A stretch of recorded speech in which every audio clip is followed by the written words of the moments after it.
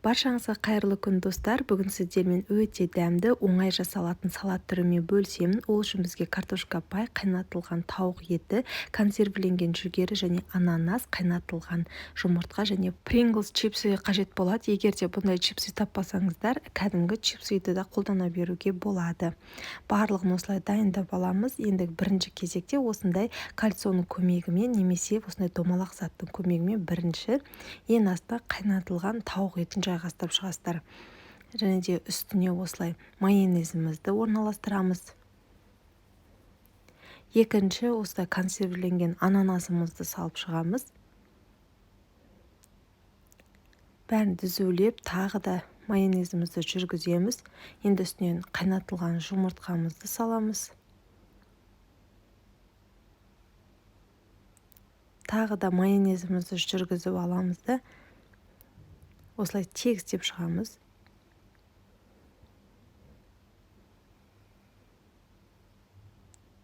Үстінен картошка пайымызды саламыз. Мендегі картошка пай дайын түрі базарда сатылатын.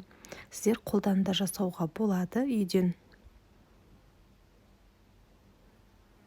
Жақсылап бір тегізіп орналастырып шыққаннан кейін тағы да майонезімізді жүргізіп шығамыз.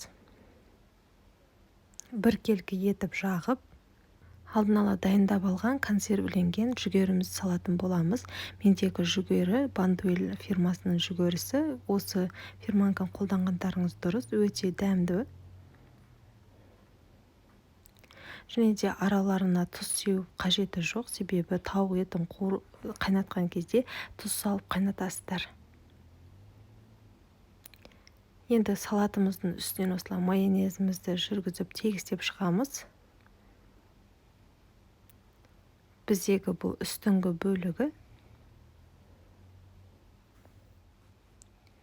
Міне ендігі кезекте осындай сыртындағы кальцияны абайлап шешіп аласыздар.